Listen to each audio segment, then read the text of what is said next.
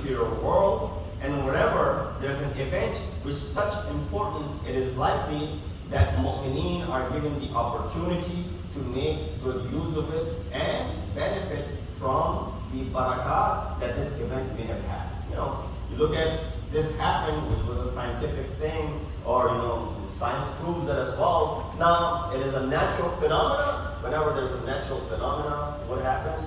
We have certain amal that we perform because there are benefits of doing so. Ta'wila is the time when the mercy of Allah was spread out. So when you look at this earth, you can look at this earth as what? Mercy for mankind.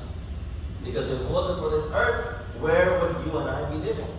There's no other planet which their scientists still are exploring would be worthy where mankind can survive. Right now, Earth is the only planet where there's things for which humans need in order to survive. So therefore, this serves as what? Mercy of Allah subhanahu wa ta'ala. So look at the earth as what? Rahmat-e Ilahi.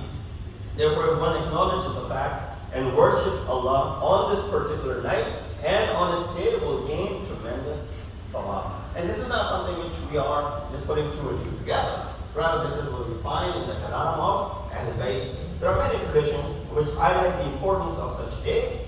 It usually, the bayan of these traditions at its height to encourage people not to neglect such an opportunity. Why?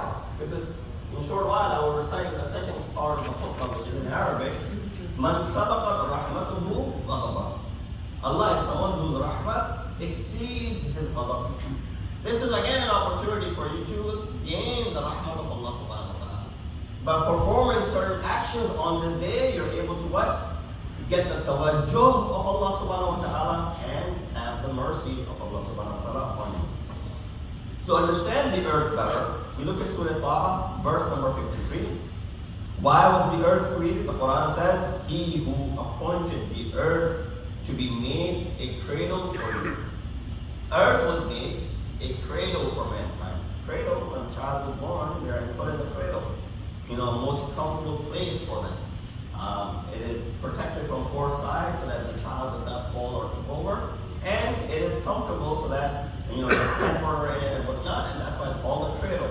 So with that said, earth is supposed to be the cradle for all of us. Allah in Tafsir Mizan, under this ayah, he says, thus Allah stationed man in the earth to live an earthly life, so that he may earn a provision for his heavenly and the exalted life. Yes, this is the point we should not forget.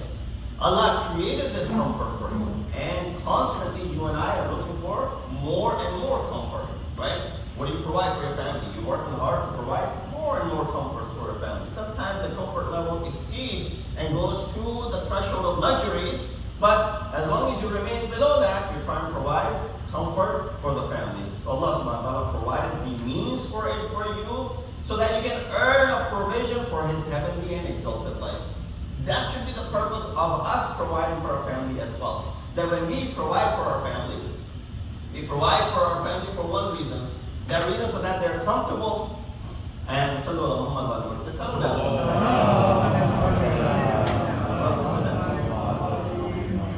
we provide for our family for what? We provide to our family so that they're comfortable. But this comfort should be for the purpose so that they can better serve Allah subhanahu wa ta'ala. Right? I provide all my life comfort for my family. They don't have to worry about anything, even one morsel. That is taken care of for them. When they're going through studies, when they're studying in college, they're studying higher education, if they don't have to worry about paying the loan and they don't have to worry about making the payments, and they can only focus on, because not many have that opportunity. They have to work and they at the same time they have to do what? They have to study as well. They have to combine the two things. But if that's not the case, it'll be very difficult for them to focus on as far as their education is concerned. So the life on this earth is made in this way so that we can earn the provision for the heavenly and the exalted life. In this manner, that a baby is stationed in the cradle and is brought up for a more sacred and a developed life. Sallallahu Muhammad wa alayhi.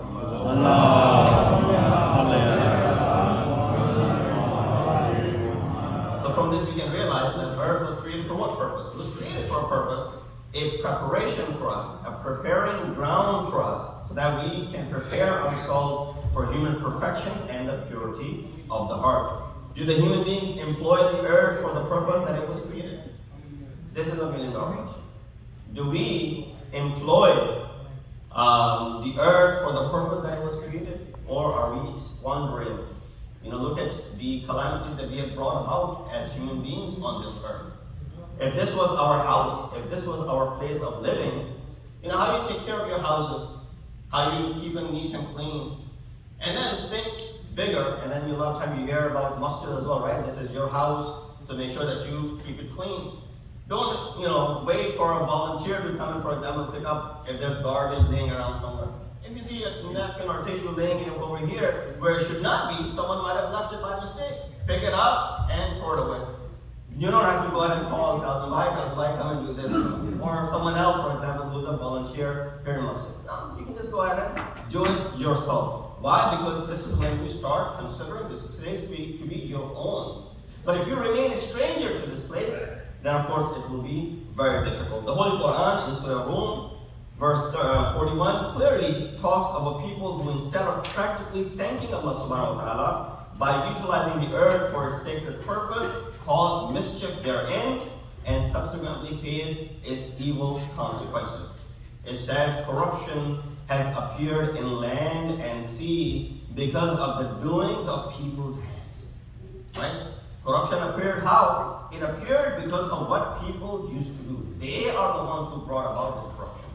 And then when I get further into the crisis that we have done to this earth, the depletion of the ozone layer, which acts like a sunscreen shielding the earth from harmful ultraviolet radiation. This is due to the usage of goods that certain CFC gases.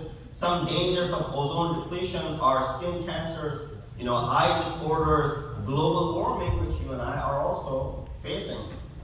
I was in Minneapolis yesterday, and I always thought that that place was cooler than, of course, New Jersey, because it's higher north than us, and we've heard about the winters over there.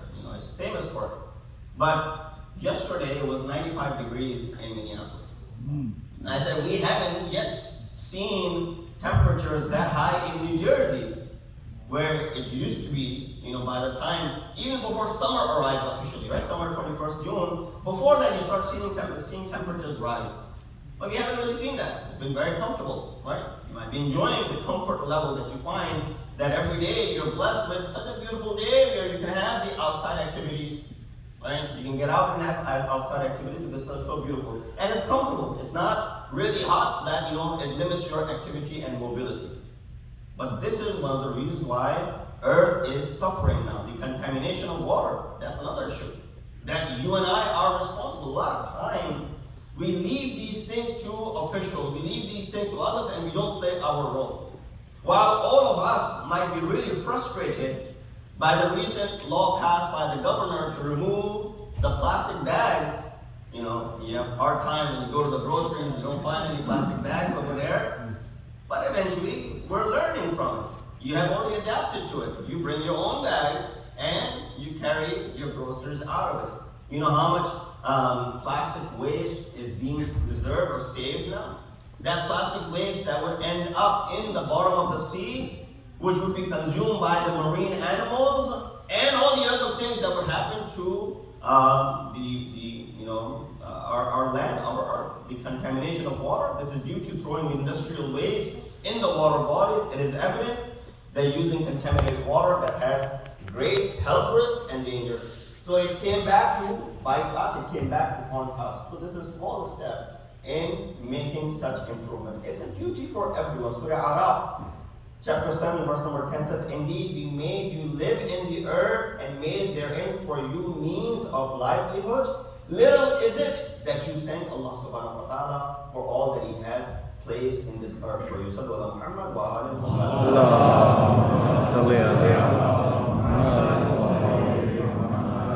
Pay attention to what He says. Little is it that you thank. In this verse, little is it that you thank should not merely be taken as a verbal thank you Allah for all that you have created. there are ways of thanking Allah subhanahu wa ta'ala. Yes, one way is, Man qala alhamdulillah, faqad adda shukr Allah. Whoever said alhamdulillah, indeed thanked Allah subhanahu wa ta'ala.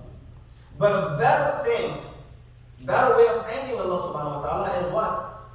The ni'mah that He has given to you, utilizing it in the proper way, and not squandering that ni'mah from Allah subhanahu wa ta'ala. So when this earth is given to you as a ni'mah, so that you can live in it, you can inhabit this place, you can invest in it, so you can harvest tomorrow, have a better life.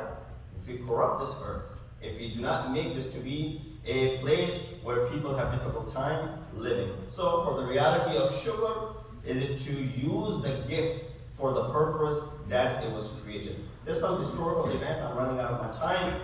It says in our riwayah that this is a very Laylatun Sharifa. It's a noble night. Tunzilu fiha rahmatullah. Allah's rahmat and mercy descends on this night. وَلِلْقِيَامِ بِالْعِبَادَةِ فِيهَا أَجْرٌ جَزِيلٌ. And if a person stands up in the ibadah on this night, meaning the night of Da'wah al-Ard, which will be tonight, because tomorrow will be the day of Da'wah al-Ard, there's Ajrun Jazeel, and there's a riwayat from, again, our 8th Imam, by Muhammad ibn Musa ليلة الخامس والعشرين من ذي القعدة فقال ليلة ولد النبي إبراهيم والنبي عيسى عليه السلام. Both Hazrat Ibrahim and Hazrat Isa were born on this night. وَدُحْيَتِ الْأَرْضُ مِنْ تَحْتِ الْكَعْبَةِ. Of course, the earth was spread beneath the Kaaba. فَمَنْ صَامَ يَوْمَهُ كَمَنْ صَامَ 60 شَهْرًا. Whoever fasted on that day, it is as if this person has fasted for 60 months. 60 شهرًا. وَفِي هَذَا الْيَوْمِ سَوْفَ يَظْهَرُ الْقَائِمُ الْمُنْتَظَرُ. And it is also a day upon which the Imam of our time, Imam Mahdi will reappear and come out of the occultation. And then there are other riwayat in this reference. So one of the things that you can do, it is mustahab to perform ghusl on the night and on the day, offer 2 rakat salat, and each rakat after Surah Fatiha 5 times Surah Wash-Shamsi wa Duhaha. And if you don't know this surah, you can recite any of the surah. But if you don't know, you can pick it up on your phone or on Quran, and you can read it so that you get thawab for that, and recite a salam which is after that. La hawla wa la quwwata illa billahi al-aliyyil azim. Ya muqil al-atharat. This is a dua. Number 4, fast of this day, as I mentioned, better than 60 months long fast, and the ziyarat of our 8th Imam.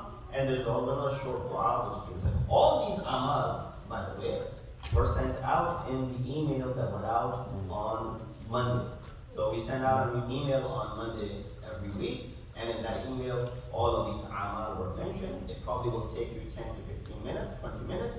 This year we will not be having this amal in congregation, but you can definitely go ahead and follow along. Even in the past years we have done it, but you can easily do it at your own comfort tomorrow, Saturday. Use this opportunity.